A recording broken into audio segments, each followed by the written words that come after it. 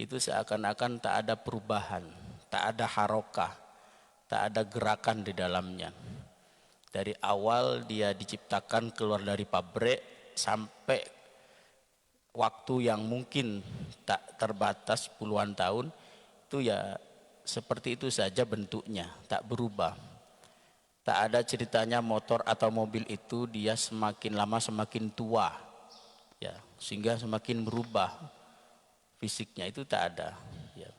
Tetapi kalau manusia ciptaan Allah itu perjalanan waktunya itu akan merubah dirinya, merubah segalanya, merubah kesehatannya, merubah mungkin fisiknya yang dulunya mungkin masih muda, masih umur belasan tahun, mungkin kita menjadi orang yang gagah kan ya, atau kalau seandainya itu seorang wanita mungkin menjadi orang yang wanita yang cantik, menjadi idola kan ya di tempatnya. Tapi saat ini jangankan menjadi idola, ya, orang memandang pun juga bosan kan ya, jenuh seperti itu. Jadi seperti itulah perjalanan kehidupan manusia. Makanya kata Allah, kalian lihatlah diri-diri kalian itu. Maka tentunya kita akan berpikir bahwa kita itu hanyalah makhluk yang lemah, ya. Makhluk yang tidak mempunyai apapun pada diri kita ini, ya. Sehingga kalau kita bisa berpikir seperti itu, maka tentunya kita akan datang atau tumbuh di dalam diri kita itu rasa syukur kita kepada Allah yang besar, rasa syukur kita kepada Allah yang dalam, ya, rasa syukur kepada Allah yang tak terhingga, ya. Kita bersyukur akan segala nikmat yang sudah Allah berikan pada kita. Sampai saat ini kita oleh Allah masih dikaruniai itu, sehingga kita masih dalam keadaan sehat, sehat walafiat, kuat raga, jiwa, dan semua itu kita gunakan untuk beribadah dan beramal yang baik, ya. Ya, kita hanya bisa berharap kepada Allah, mudah-mudahan saja Allah masih berkenan pada kita itu untuk hidup, ya, masih memberikan umur, ya, dan juga Allah masih berkenan pada kita itu untuk selalu dalam keadaan sehat, ya, sehingga kita di situ nanti akan punya kekuatan untuk beraktivitas, ya, mempunyai tenaga untuk menggerakkan tubuh ini dalam hal apapun, baik itu dalam hal kebutuhan duniawi maupun kebutuhan akhirat. Makanya selalulah kita untuk mengawali segalanya dalam hidup ini dengan mensyukuri nikmat Allah Subhanahu wa taala, termasuk pada pagi hari ini. Jadi yang membuat pagi hari ini kita kuat beribadah dalam melaksanakan sholat subuh, kemudian kita saat ini lanjutkan dengan amaliyah yang lainnya, yaitu mendengarkan, menyimak pengajian rutinitas kita, dan sambil kita niatkan di dalam hati kita itu untuk beriktikaf sampai nanti kita sempurnakan waktunya, selesaikan sampai datangnya tibanya waktu syuruk, ya. Itu semuanya merupakan satu lautan pahala nanti yang akan kita dapat. Tentunya itu bukan karena kita, tetapi karena Allah Subhanahu wa taala. Maka bahagialah orang-orang yang selalu bersyukur akan dirinya kepada Allah Subhanahu wa taala. Ya, semoga saja kita oleh Allah terus diingatkan, ya, sehingga kita akan selalu menjadi orang-orang yang pandai mensyukur nikmat Allah. Bapak Ibu hadirin wal hadirat, jamaah salat subuh yang dirahmati oleh Allah Subhanahu wa taala, kembali pagi ini kita melanjutkan kajian kitab tauhid kita, yaitu Ad-Dasuki, yang saat ini masih dalam pembahasan kalimat la ilaha illallah, ya. Jadi dari beberapa pertemuan yang lalu, ya, sampai saat ini dan bahkan nanti sampai akhir daripada isi kitab Ad-Dasuki ini, ya, itu semuanya membahas tentang kalimat la ilaha illallah Muhammadur Rasulullah. Menarik sebenarnya kalau kita betul-betul mengetahui, ya, secara mendalam, ya. Jadi ilmu agama Allah itu kalau kita pelajari itu begitu luas, ya. Makanya dalam satu keterangan bahwa seandainya pepohonan ini menjadi pena, lautan ini menjadi tinta, dia mencatat segala ilmu-ilmu agama Allah dan nikmat-nikmatnya, itu tidak akan pernah bisa ya, dari banyak dan luasnya. Makanya kita itu jangan merasa saya sudah banyak ilmu, sudah berilmu, sehingga seakan-akan kita tak butuh ya. Jadi kata Allah, wa ma utitum minal ilmi illa qalila. Sepandai, sealim, sebanyak, seluas apapun ilmu kalian, sedikit aja kata Allah ya. Jadi sedikit aja yang Allah berikan. Kenapa? Karena kalau kita menimba ilmu itu seperti menjajaki lautan ya. Lautan kalau kita lihat dari atas kan ya, itu sekalipun kedalamannya mencapai puluhan meter, itu seakan-akan dia hanya dangkal saja ya. Tetapi ternyata ketika kita itu memasukkan sebuah kayu ke dalamnya, kayu yang panjang sampai meteran itu pun juga tidak cukup dari dalamnya lautan. Begitu juga ketika kita itu mengkaji ataupun berusaha untuk terus membuka, mempelajari ilmu-ilmu agama Allah ya. Tentunya dari satu yang kita ketahui itu terus kita seakan-akan kita merasa semakin tidak tahu, merasa semakin bodoh ya. Karena ibarat itu kita kalau dalam menimba ilmu, mencari ilmu itu seperti halnya kita yang mengambil satu papan yang ternyata papan itu berlapis-lapis terus ya. Ternyata setelah saya ambil masih ada lagi papan itu, kayu itu, setelah saya ambil lagi masih ada lagi ya. Kita merasa bahwa kayu ini adalah kayu yang terakhir yang kita ambil, ternyata terus itu ada lapisan-lapisannya sampai kita tak ketemu ujungnya itu di mana penghabisan daripada lapisan kayu itu. Sama dengan ketika kita itu mencari ilmu ya. Coba kalau kita pikirkan ya, itu hanya kita mengetahui ilmu tentang kalimat la ilaha illallah saja, ternyata banyak hal yang di situ kita ketahui. Tidak hanya sebatas kita mengenal kalimat tauhid la ilaha illallah secara lafziyah, secara lafaz, secara kalimat yang mungkin cukup pendek dan juga cukup ringan untuk diucapkan dibandingkan dengan kalimat-kalimat yang lain ya. Karena apa? Kalimat yang lain itu untuk mengucapkannya, melafalkannya, zikiran yang lain itu butuh gerakan bibir. Butuh kita mengucapkan kalimat ba itu butuh gerakan bibir. Mengucapkan kalimat mim juga butuh gerakan bibir dan juga dibantu dengan geraham gigi yang ada di dalam. Tetapi kalimat la ilaha illallah itu tidak perlu itu semua.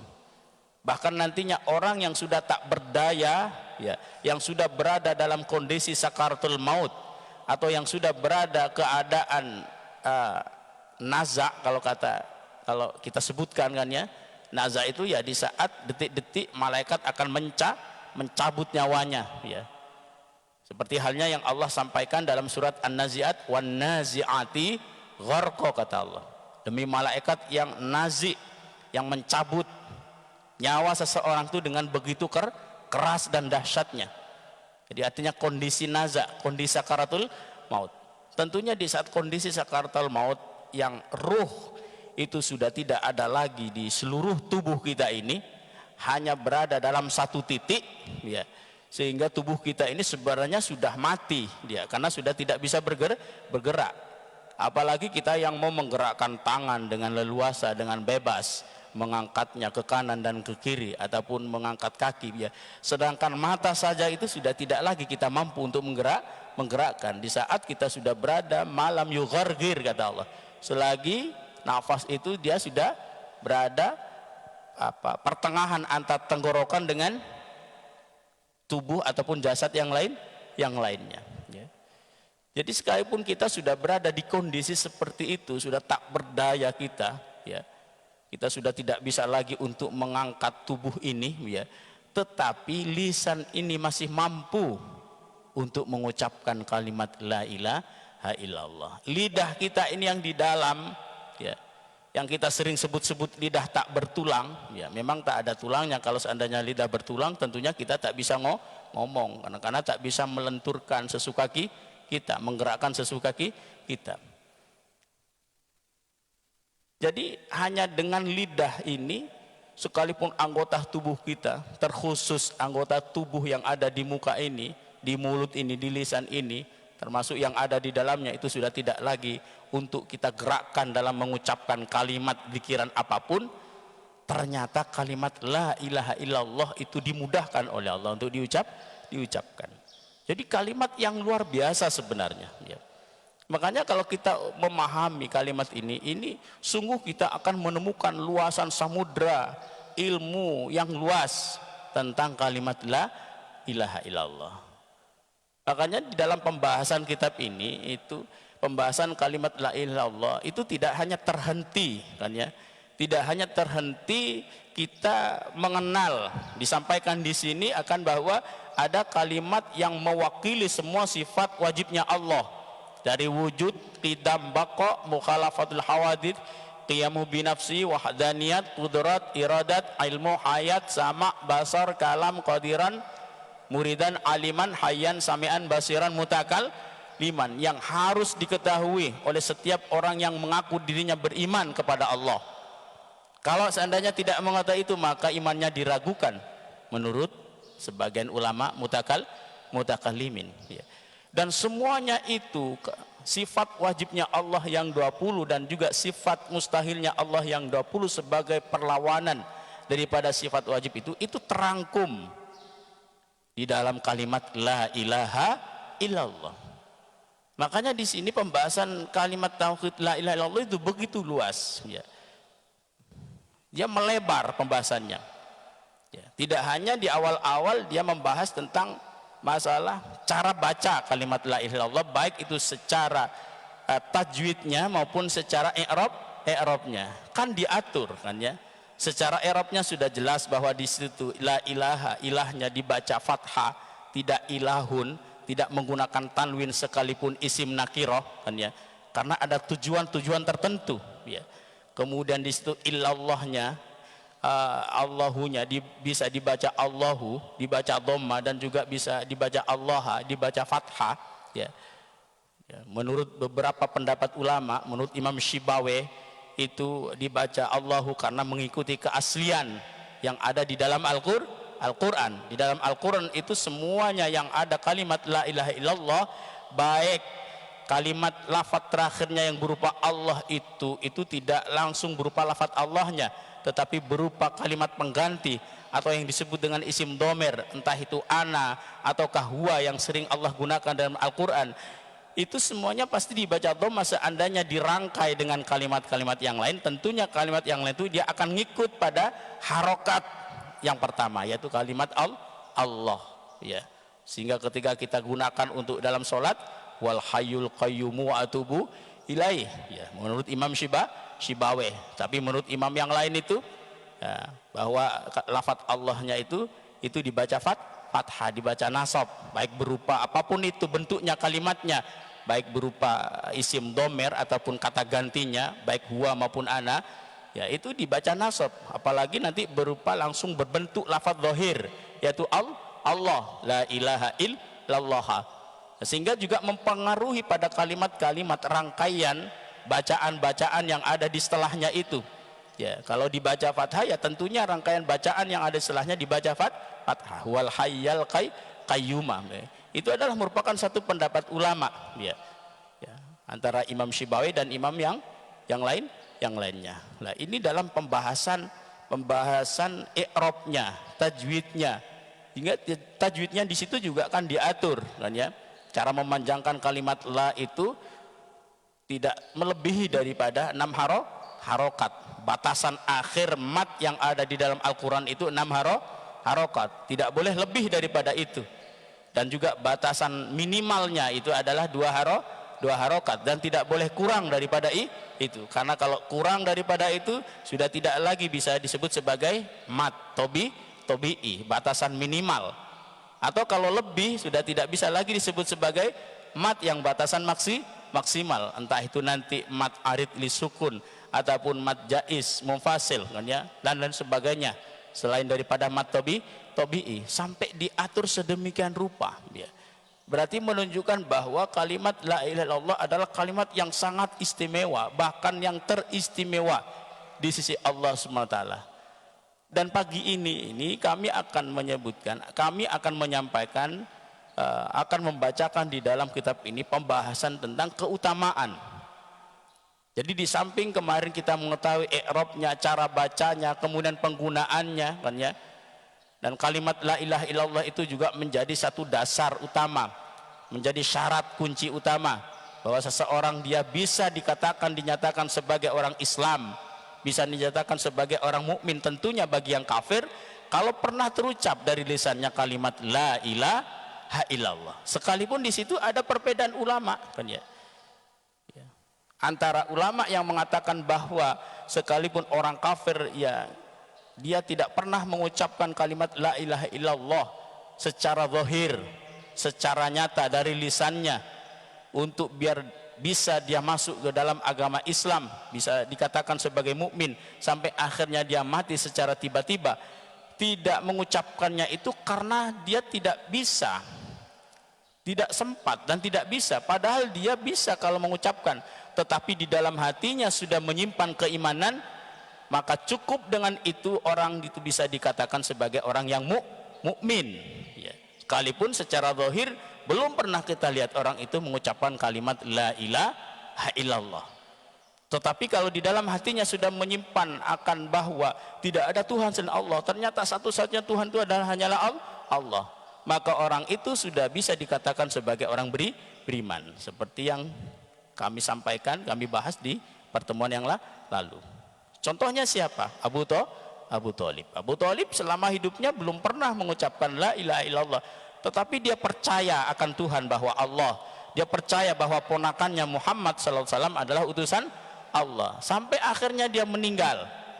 Makanya di situ ada khilafiyah ulama bahwa Abu Thalib itu adalah orang mukmin, dia orang yang beriman, sehingga dia terbebas dari api neraka dan pasti oleh Allah akan dimasukkan ke dalam surga, sekalipun sepanjang hidupnya dia belum pernah mengucapkan kalimat la ilaha illallah, karena ada iman di dalam hatinya ya. Jadi sampai ada satu perbedaan pendapat ulama seperti itu ya. Sekalipun la ilaha illallah menjadi syarat dan kunci utama ya. Baik kita menjadi orang yang sudah beriman kepada Allah, itu sebenarnya kalimat la ilaha illallah itu tidak bisa kita tinggalkan ya. Karena dalam keterangan ini bahwa seseorang mukmin yang tidak pernah mengucapkan kalimat la ilaha illallah dengan perasaan akan kewajiban untuk dirinya, maka sepanjang hidupnya dia berdosa kepada Allah, sekalipun imannya sah di sisi Allah, tapi dia berdosa. Kenapa? Wa huwa tarikun ya, karena dia orang yang meninggalkan akan kalimat itu dengan kewajiban. Artinya mengucapkan kalimat itu keharusan bagi kita itu tidak hanya sekedar kita melafalkan karena kebiasaan la ilaha illallah la ilaha, ataupun kita mungkin mengikuti acara pada saat itu, tidak hanya sekedar itu ya.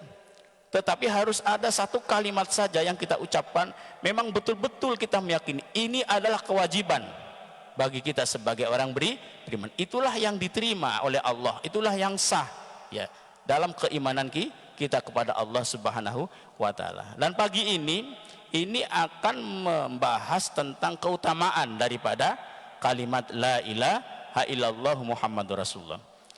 Sehingga kata di sini bahwa wa ammal faslu tsani fil arba'ati, adapun pasal yang kedua dari 4 yang tersisa yang sudah kami sampaikan ya di pasal-pasalnya itu tentang kalimat la ilaha illallah, yaitu bayanu fadliha, menerangkan di sini akan keutamaan, keistimewaan, keagungan daripada kalimat la ilaha illallah. Kita tahu bahwa zikiran itu banyak, ya kan ya, bacaan-bacaan itu banyak, dan itu tentunya mempunyai keistimewaan ataupun keutamaan masing-masing ya. Jangankan zikiran ataupun lafaz-lafaz yang sering kita ucapkan yang dibuat zikiran-zikiran kan ya. Sedangkan kita membaca Al-Qur'an saja itu ada Al-Qur'an yang mempunyai keutamaan khusus. Contohnya surat Waqiah, keutamaannya bisa melancarkan rizki. Surat Ar-Rahman keutamaannya bisa melembutkan hati. Surat Al-Muluk keutamaannya itu bisa terbebas dari siksa kubur menurut hadis Rasulullah SAW. Selain itu surat Al-Muluk itu bisa mengangkat derajat seseorang. Surat Yasin itu bisa mengabulkan segala hajat, ya. Kemudian apalagi surat Al-Baqarah juga ada keutamaannya tersendiri.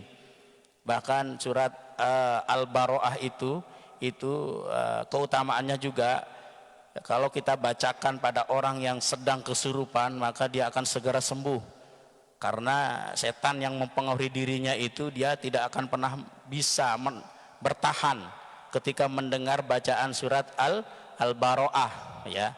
Surat Al-Baro'ah yang di dalamnya itu menerangkan masalah peperangan. Surat yang kita tidak dianjurkan untuk membaca bismillah, hanya dianjurkan untuk membaca ta'awud, sekalipun ada ta'awud khusus di situ.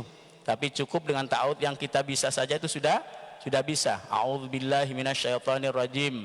Bara'atum minallah. Nah, ya kan ya. Surat At-Taubat, ya, seperti itu. Jadi surat itu keutamaan diantaranya itu bisa untuk menenangkan orang yang sedang kesurupan. Karena juga kami pernah mencoba dulu waktu ada di rumah, kan ya. Jadi kami dulu pernah ngajar di salah satu sekolah SMP negeri Gresik, kan ya. Itu tiba-tiba anak satu kelas itu dia kesurupan, ya. Yang kesurupan itu semuanya siswi, siswa-siswa perempuannya itu. Karena memang setan itu biasanya itu akan menyerang pada orang-orang yang jiwanya lemah. Jadi perbandingan antara orang laki-laki dengan orang perempuan itu yang lebih lemah jiwanya adalah orang perempuan, ya. Terlihat terbukti itu ketika menyikapi masalah itu, orang perempuan itu dia bisanya larinya hanya menangis, tapi kalau orang laki-laki dia justru terdiamnya orang laki-laki itu berpikir bagaimana cari solusi akan keluar dari permasalahan, ya. Sehingga pada saat itu dia satu kelas itu kesurupan, ya. Setelah kesurupan maka ya akhirnya berusaha untuk guru-guru dan juga kami pada saat itu, ya, karena kami juga kebetulan ngajar pendidikan agama, kan ya. Itu untuk bisa menyembuhkan, sampai akhirnya memanggil pakar perjinan, kan ya, seperti itu.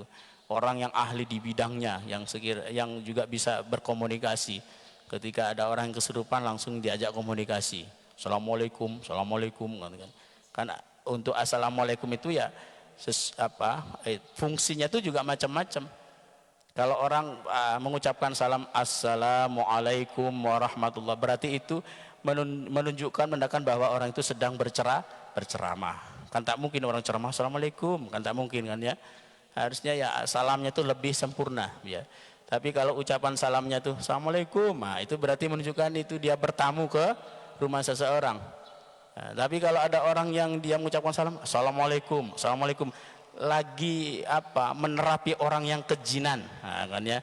Kalau salamnya itu assalamualaikum, lagi menerapi orang yang sedang kejinan. Jadi pada saat itu orang yang pandai untuk dalam masalah urusan perjinan, ya, dia bisa berkomunikasi, bahkan nanti bisa membentak-bentak, kan ya, menyuruh keluar jinnya itu dari tubuhnya.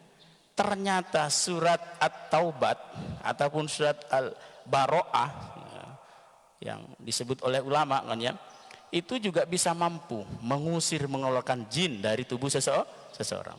Jadi pada saat itu setelah ada satu orang siswi, kan ya, yang tidak bisa lagi untuk dikeluarkan, ya, karena ternyata itu setelah diajak komunikasi pada orang yang ahli, jadi siswi itu sebenarnya jin yang masuk ke dalamnya itu adalah jin warisan dari kakeknya. Dulu kakeknya adalah orang yang ahli di bidang itu, sehingga dia mempunyai anak buah jin yang banyak dan ngikut sampai akhirnya nurun masuk itu ke tubuh cucunya, ya. Karena memang ilmu itu terkadang dia bisa diwarisi oleh anak cucunya. Makanya kenapa kita dilarang untuk belajar ilmu sihir? Kenapa? Pertama, selain itu syirik, yang kedua itu nanti bisa diwarisi oleh anak cucunya. Orang yang ahli sihir itu maka anak cucunya pasti dia dengan sendirinya, sekalipun tanpa belajar, dia itu akan muncul ilmu-ilmu dulu yang dipelajari oleh kakeknya, karena ngikut darah dagingnya, seperti itu, kan ya. Sama dengan kasus tadi ini. Jadi siswi ini dia akhirnya kesurupan, ya. dan begitu kuat jinnya itu bertahan di dalam tubuhnya. Akhirnya kami bacakan surat At-Taubat itu, ternyata sampai di tengah-tengah surat Taubat dia sudah merasa, sudah bereaksi. Ya, seperti reaksinya kalau kita mungkin pernah melihat orang yang sedang kerusupan kan ya, kalau sudah reaksi tak tahan dengan doa-doa yang kita bacakan, itu dia akan merasa panas, bahkan dia akan berteriak-teriak, panas, panas, jangan dilanjutkan. Dia menyampaikan seperti itu, ya. Yang mengucapkan itu sebenarnya bukan siswi tadi itu, tetapi setannya. Hingga terus kalau dibacakan dia akan keluar. Tapi yang susah itu kalau ada orang yang kesurupan kita bacakan ayat kursi, dia ngikut baca kan ya. Bacakan kulhu dia ngikut baca, sehingga kita juga bingung kan ya, ini apa yang mau saya bacakan ya. Itu kenapa ada orang-orang yang sekali baca langsung bisa, tapi ada orang juga yang ya, ratusan sekalipun sampai keluar busa kan ya, dia baca amal-amal itu tidak bisa-bisa ya, karena bukan memang bacaannya. Jadi jiwa seseorang itu dia ada wadah enggak untuk amalan, dia ada tempat enggak untuk zikiran. Kalau seseorang yang di dalam dirinya, jiwanya itu ada tempat untuk zikiran dan amalan, tentunya amalan itu dia akan sangat berfungsi. Ibarat dia tuh punya pedang di tubuhnya, sekali tebas saja langsung bisa memotong, sekali diucapkan saja langsung mampu bisa untuk menyembuhkan. Ada orang yang juga dia berdoa berkali-kali tidak sembuh-sembuh karena jiwanya nggak cocok. Kenapa nggak cocok? Karena mungkin dia tidak pernah berzikir kepada Allah. Bacaan itu hanya digunakan ketika ada kebutuhannya, tidak bisa seperti itu kan ya. Jadi makanya kita haruslah dibiasakan untuk berzikir kepada Allah, bacaan apapun itu kan ya. Itu tujuannya agar terbentuk di dalam hati kita itu adalah satu wadah yang di situ isinya zikir, zikrullah. Sehingga kalau kita sudah terpenuhi hati ini dengan zikiran-zikiran, bacaan-bacaan, maka nantinya ketika kita itu membutuhkan bacaan itu dalam hal apapun urusan dunia, itu tentunya pasti bisa kita gunakan ya. Makanya ada orang yang dia kalau kata orang Jawa mandih kan ya, doanya mandih ya, karena itu memang sebenarnya permasalahannya bukan masalah doa, bukan masalah lafadznya, bukan masalah zikirnya, tetapi masalah dirinya, jiwanya ternyata kosong, tidak pernah istiqomah dalam berzikir pada Allah, sehingga bacaan yang digunakan itu tidak berfungsi ya. Coba kalau seandainya dia terbiasa untuk berzikir pada Allah, tentunya batinnya, jiwanya dia terisi. Jadi Bapak Ibu yang kami hormati, bahwa kalimat la ilaha illallah itu begitu istimewa di sisi Allah SWT, sehingga mempunyai keutamaan khusus di dalam kalimat la ilaha illallah Muhammad Rasulullah. Jadi kata di sini bahwa annahu laulam yakun fi bayani fadliha, sesungguhnya seandainya sekalipun tidak disebutkan di sini akan keutamaan, keistimewaan, fadilahnya ya, kalimat la ilaha illallah, illa kaunuha ilman, hanya sebatas dijadikan sebagai pengetahuan bahwa ada satu kalimat yang sangat agung istimewa di sisi Allah, yaitu la ilaha illallah Muhammadur Rasulullah, alal iman, sebagai keesahan daripada iman seseorang ya, fi syar'i, di dalam syariat itu, bahwa tu'assimud dima awal amwal, dan kalimat ini juga bisa menjaga harta serta jiwa dan darah seseorang. Artinya itu apa? Bahwa seseorang yang sudah pernah terucap sekali saja kalimat la ilaha illallah Muhammadur Rasulullah, siapapun dia, maka harus kita jaga hartanya. Tidak boleh kita untuk merampas dan merampoknya, mengambilnya. Dan juga harus kita jaga darahnya. Tidak boleh sembarang kita membunuh orang, apalagi orang yang sudah pernah membaca kalimat la ilaha illallah ya. Jadi kalimat la ilaha illallah adalah sebagai pagar seseorang akan amannya, dia itu tidak akan terkena ancaman-ancaman dalam hukum syariat ya.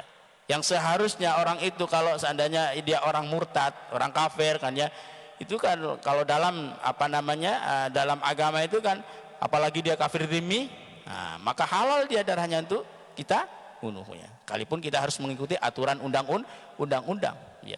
Tapi kalau dia sudah pernah mengucapkan kalimat tauhid, maka tidak boleh kita, haram kita untuk mengganggu orang itu, baik darahnya, dirinya, hartanya dan lain sebagainya, haruslah kita jaga ya.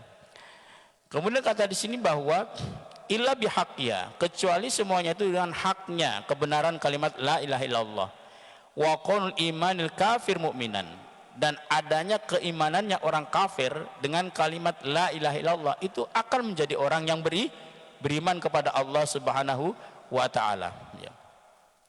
Alan nutki, kalau dia mengucapkannya biha dengannya, lakana kafanil uqala, maka cukup ini bagi orang yang berakal, tentunya akal sehat. Kaifa waqad warada fi fadliha fi hadits, itu tata caranya akan keutamaannya kalimat la ilaha illallah seperti halnya yang telah tertera, yang pernah disampaikan oleh Rasulullah sallallahu alaihi wasallam di dalam hadisnya, katsiratun, begitu banyak. Jadi ada banyak hadis-hadis yang pernah diucapkan oleh Rasulullah SAW akan tentang keutamaan, keistimewaan kalimat la ilaha illallah. Bahkan nanti di sini juga bercerita tentang ketika Nabi Musa mengadu kepada Allah. Mengadu, Nabi Musa itu meminta, memohon kepada Allah agar Allah itu menyampaikan, mengajarkan kepadanya tentang kalimat yang paling istimewa.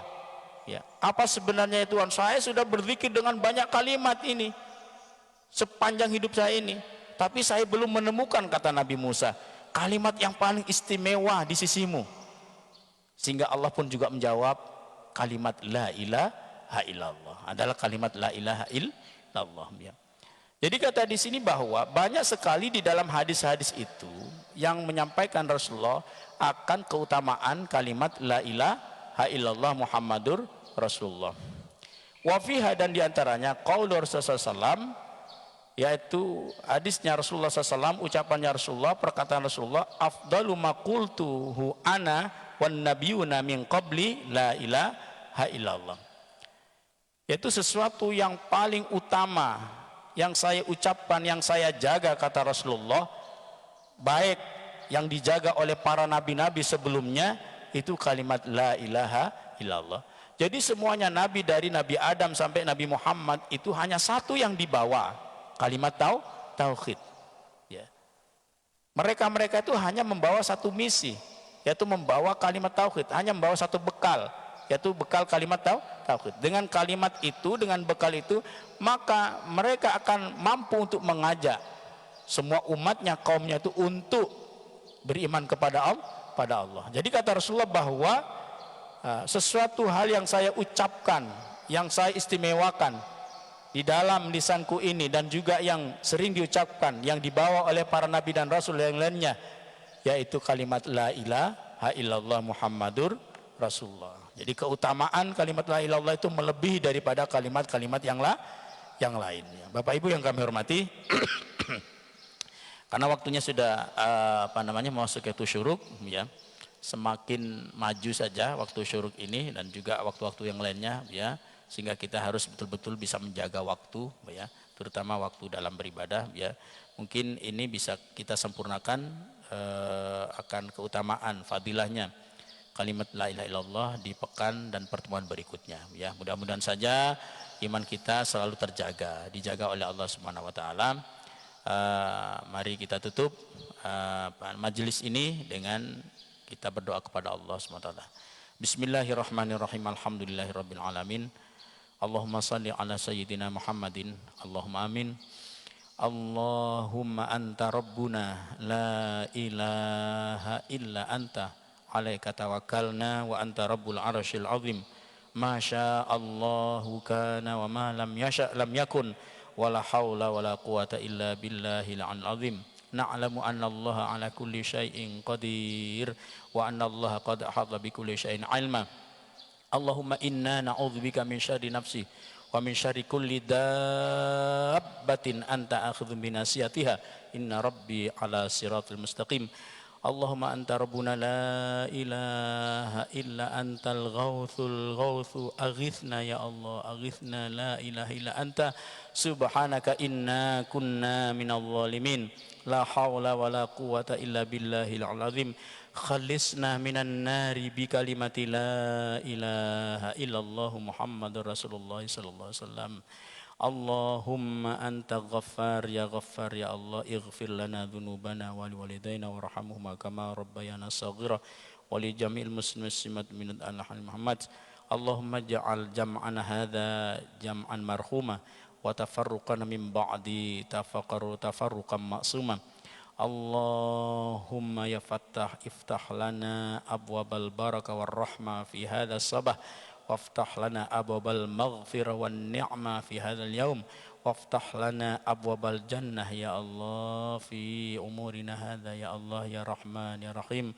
Allahumma antar Rahman antar Rahim irhamna bi rahmatika ya Allah wa antas sami' wal basir istajib du'ana taqabbal amalana ya Allah.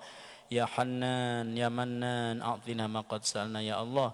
Wa ya muyassiral umur, yassir lana umurana min umuri dunya wal akhirah. Yassir wa la tu'assir bi ijabatika jadir wa hajatuna kathir. Rabbana zalamna anfusana wa illam taghfir lana wa tarhamna lanakunanna minal khasirin. Allahumma istajib du'ana ya Allah bihaqqika wa haqqi nabikal karim. Wa bi syafaati Rasulullah sallallahu wassalamu alaika ya habibana ya syafi'ana ya rasulana qad khilatuna adrikna ya Rasulullah wa sallallahu ala sayyidina Muhammadin wa ala alihi wasallam. Subhana rabbika rabbil izzati amma yasifun wa salamun alal mursalin walhamdulillahi rabbil alamin. Taqabbalallahu minkum. Dari kami sekian dulu dan terima kasih. Assalamualaikum warahmatullahi wabarakatuh.